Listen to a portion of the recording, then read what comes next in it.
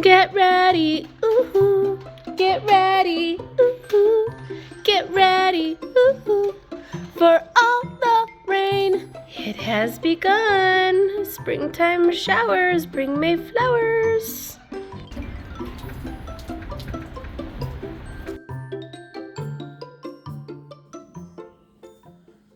Okay, we're gonna try this one more time. I'm hoping that today is the day I get to finish all of my food prep and stuff. I have so much to do today. My kids are home from school, so you might see them in the background. Other than my son, he's finally gonna go see the dentist. I was able to get him an appointment, an emergency appointment, so that he can get his teeth looked at. So I'm hoping that I'll be able to get a lot accomplished today and I can start editing videos finally.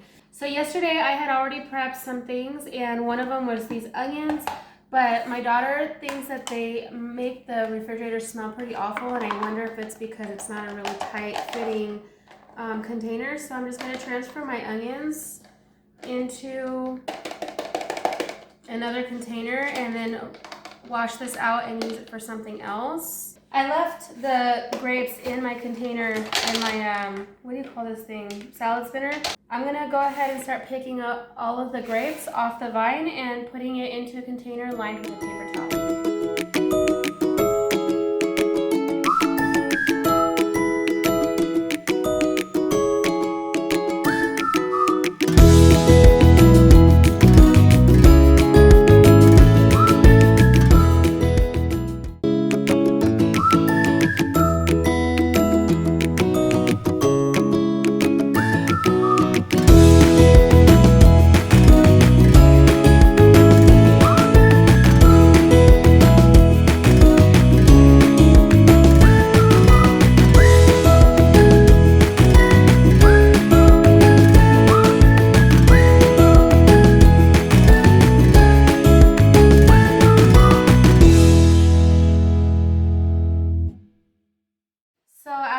Going through the grocery store, my Stater Brothers came out with a brand new little station that sells all this nice, pretty cut up fruit, vegetables. Sometimes they prepare meat, ready to make dinners and stuff like that. I personally don't really like shopping in that area. Sometimes I feel like their produce is not, it's been sitting there for too long, and I've already bought in a couple of things and the vegetables were rotten. The carrots were slimy, and I was very disappointed because it's really expensive. I decided that instead of buying from the area, which I was against at first anyway, because I feel like it brought up the cost of our groceries a little bit more because they had to pay for that little station. I like their ideas. I like what they did as far as like that, the way that it's presented. So I figured I could do that at home myself. So I did pick up this passion fruit, which they don't really have passion fruit. Actually, this is not passion fruit, this is dragon fruit. It tastes a lot like kiwi, or it has the texture of a kiwi, but it doesn't really have much sweetness to it. But my younger son, he really likes this. And it has a really weird aftertaste, but if he likes it, he likes it. Where was I going with that? I figured that I could just do this on my own. That's what I'm doing right now. I got a watermelon. I was looking at the cantaloupes, but the cantaloupes looked under-ripened. And I wanted something that was going to be a little bit more softer, ripened enough for us to enjoy now. So instead I just got a watermelon, and then when I was at the Walmart, I picked up this pineapple here. Because I saw all the pretty stuff, I figured I would just cut it all up and present it in one of these trays, and maybe it might inspire my kids to snack on this instead of wanting to snack on chips or something. Because honestly, they really do enjoy their fruit and vegetables, mainly fruit. And as long as it's cut up for them and ready for them to eat, they will grab this. So I have a feeling that all this fruit will be eaten in the next day or two. Christian, you want to eat around the mango seed? Yeah. You want to try a dragon fruit? Dragon fruit is good. Okay, now that you have endured my TED Talk on visual clutter, That's I'll share with you a few of my favorite ways to reduce You want to try dragon fruit? home that I think make I the like biggest dragon difference. You do? I think are practical. Number one, I love removing packaging. Here's the thing. You liked it? That's mango. And it's Yeah, this not is actually mango. effective for storing. If you are I want a to try regular subscriber, dragon you are Go ahead, probably take a piece. absolutely exhausted of hearing me say this, but gosh,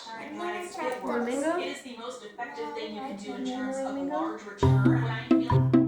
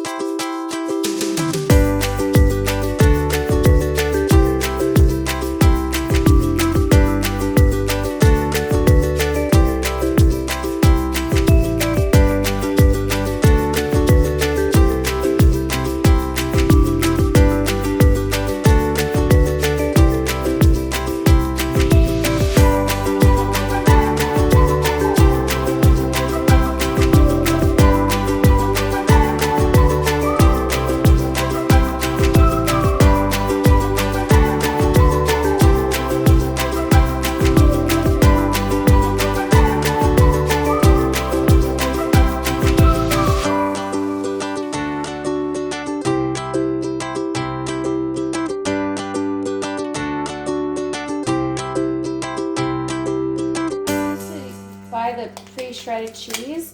But since my roommate was living here, she used to buy the fresh on the block kind of cheese. And ever since I've been using it, I just have gotten so spoiled on fresh cheese. It just tastes so much better than the bag cheese. And it's a little bit cheaper because you're paying for the convenience when you buy it in a pre-shredded bag. So I'm just gonna shred up all this cheese and I'm going to separate it into 2 Ziploc freezer bags.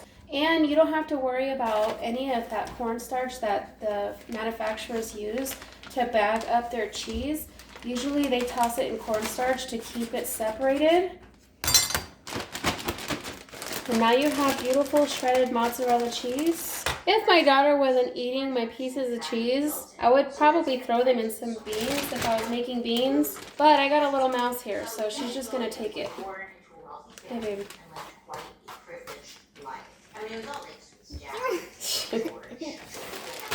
This is more cheese to shred. Okay, so now what I want to do is I have some chicken breast and some chicken thigh that I'm going to cut off the bone, and I'm going to use some leftover vinaigrette or marinades that I have in my refrigerator that I want to use up. So I'm going to write on the bags what these are. So I'm just going to put, like, this one is Greek, this one is lemon pepper, and this one is going to be French/garlic and herb. That way they're already written for you and you don't have to write over your chicken. As I'm deboning my chicken, I'm going to put my bones in this big pot because I plan on making some chicken broth. And I'm just going to take the chicken breast off the bones. So this package only came with 3 pieces of chicken. Usually if it came with 4 pieces, I would divide it in 2. And I would usually use that chicken to bulk up a dish so that it stretches out and I get more meals that way. But this one only has 3 pieces of chicken, so I'm just going to put it all in one bag. And the chicken thigh, I'm going to put each one in one bag. So what I like to do is I like to take the skin off first. I like to work from the back. I like to glide my knife down the back of the bone as close as possible so that you don't cut into the meat. You could also start here and glide your knife down the rib bones. Just feel for the bone and glide your knife down. And sometimes it'll meet your other cut on the other side. See how I was able to get most of that meat off? You don't really need to get too close. Like this rib meat right here, there really isn't much there, but I got off all the meat as possible. And this is also going to flavor your broth too. So it's okay if there's a little bit left on there. With the tenderloin, I'll put this in its own bag and I'll save up the tenderloins until I have enough to make one dish. I'm going to hold it down with my thumbnail and I'm going to glide it down the tender.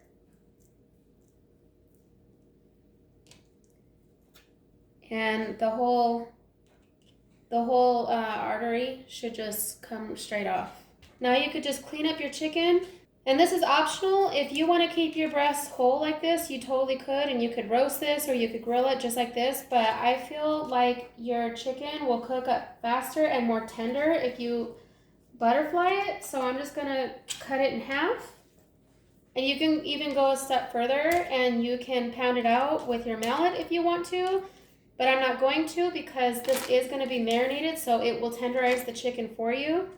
I'm just going to continue doing that for the other 2 pieces of chicken breast.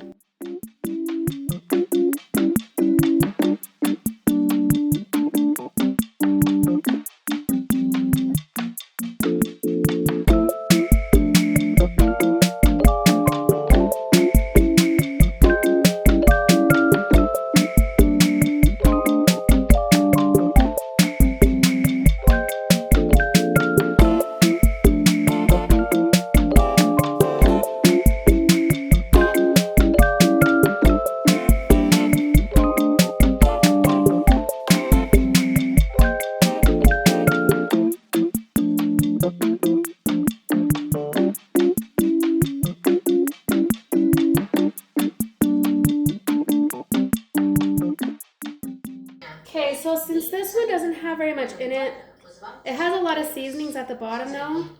So I'm just going to use what's left. There's not a whole lot in there. I'm just going to throw it in. And then I'm gonna put in the rest of this garlic and herb and wine marinade mix, which is about half of the seasoning packet. They secretly chugged the first one. And no one A saw little it. bit of This water, is all because Brian had a thing about just about half of the bag.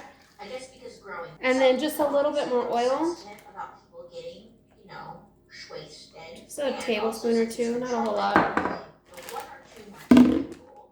And then I'm gonna close it and just massage it around, maybe take some of the air out until it's fully mixed. And there you have marinated chicken breast. And I'm gonna put it in here. Chicken thigh is a little bit more tedious. So what I do is I just like to take the skin off, just like that. And I like to just glide my knife around the bone until the bone just falls off.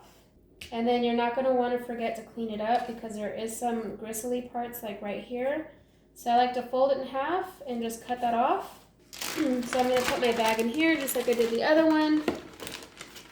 And I'm gonna continue cutting off my bones.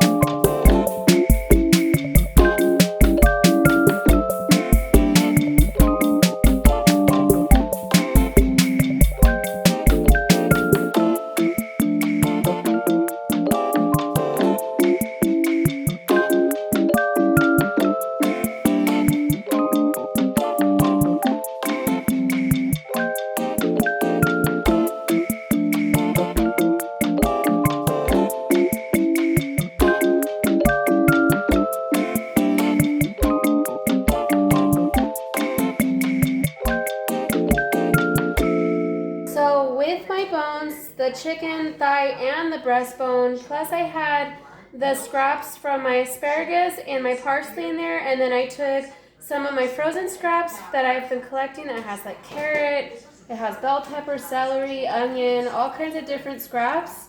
I'm just gonna cover it with water. You could add any seasoning in here that you want, but I usually don't add any salt to this, because whenever I'm cooking, I'm going to add salt to whatever I'm cooking it with anyway, so there's no need to season it. I'm going to let this come up to a boil, and then I'm going to put it on the back burner, and I'm going to let it simmer. The longer you simmer it, the more flavorful it gets.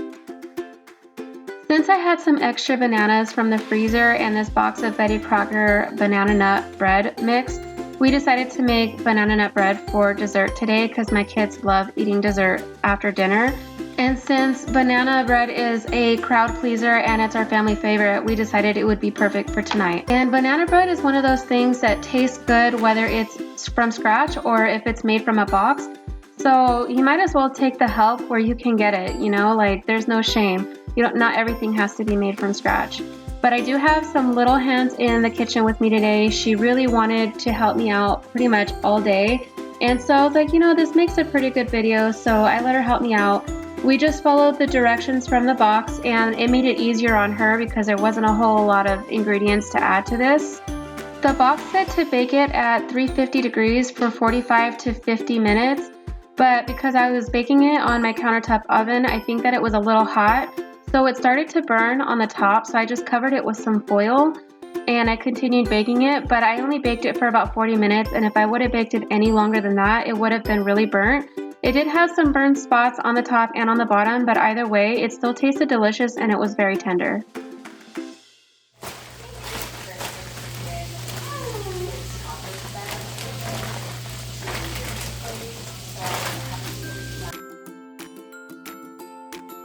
I cook chicken all the time, whether it's roasted or pan fried or whatever. I have so much chicken left over, so usually what I do is I shred it up and I make chicken salad. And it makes a really good lunch, or if you have the munchies or anything, you want something quick, it's easy and convenient, and sometimes my husband will even take it leftover for lunch the next day. So while I was at the store, I decided to pick up this rotisserie chicken, and I figured I could make an entire batch of chicken salad, and it was delicious. I don't make it the same way every single time. A lot of times I'll put different ingredients in it, but on this day I ended up putting some frozen veggies on the inside with some mayonnaise and a little bit of salt and pepper, and it was good to go. This ended up being so convenient because when my friends were over on the weekend, we ended up eating this as a snack, and I was like, wow, this really did come in handy because it was a lot of chicken. So it fed quite a few people.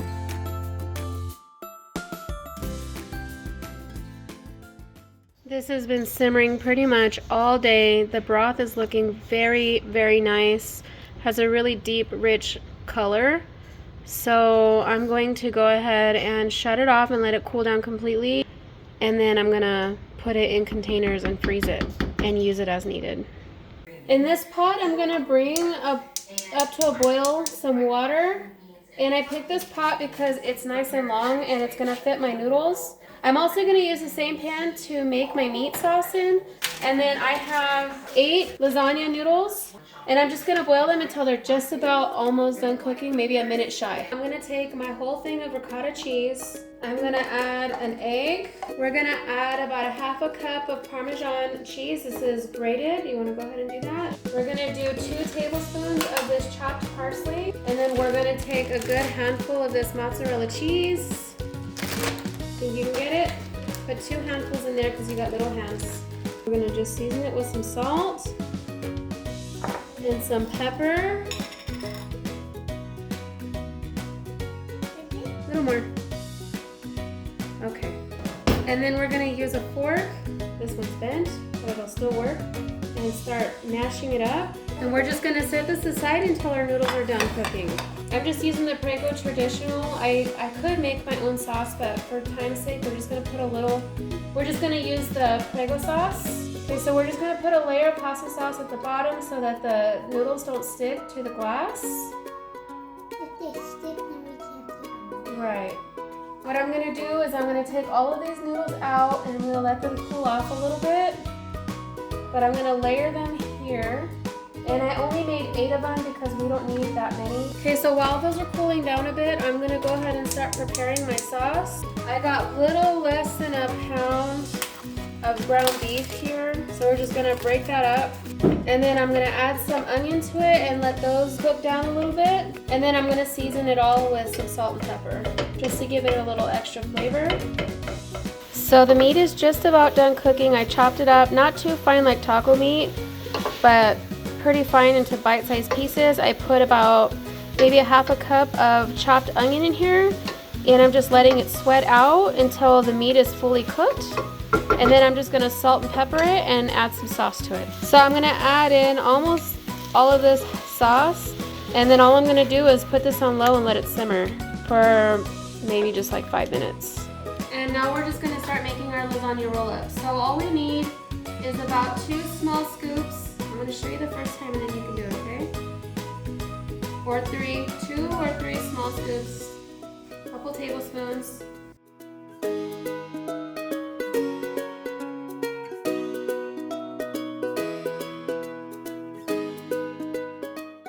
And you're going to want to leave a little bit at the end empty.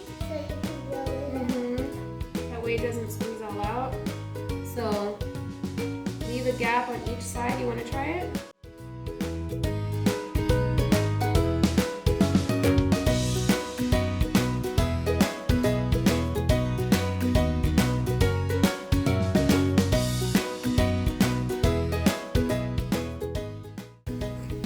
There you go. Good job. Okay, we got to put the seam side down though, okay?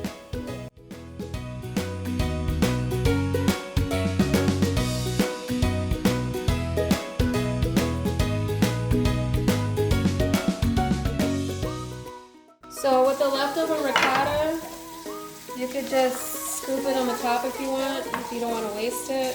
I like helping. Yeah, it's fun, huh? Yeah. I'm going to do the sauce, you'll do the cheese, okay? So I'm going to take some sauce and just put it right over the top.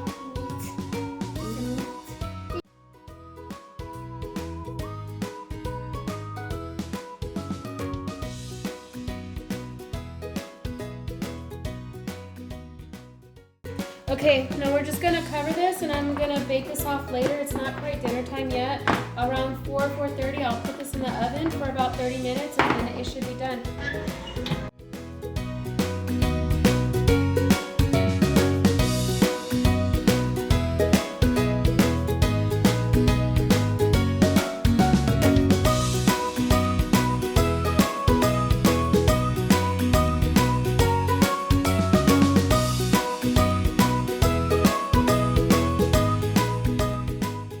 gonna lie, my kids, the little ones, they don't like the ricotta cheese that's in lasagna. So I did have to make a small pot of spaghetti just for them. I also made some breadsticks and a salad to go alongside of our lasagna and spaghetti, and it turned out amazing. The next day, my husband took his little serving dish to work, and at lunchtime he texted me and he was like, "This meal is bussin' delicious." Those were his exact words. And it totally hit the spot as leftovers the next day. For the lady, for the amigo. Is everybody happy? Yeah. The last thing that I wanted to do was cut open my banana bread so I could show you guys the texture on the inside. It was still pretty warm even though it had been cooling for a little bit, but Betty Crocker sure does hit the spot. Alright guys, that is it for me today. We're about ready to eat dinner. I got everything I wanted to get done except for clean my floors, but next time. Alright guys, I'll see you guys in my next video. Bye.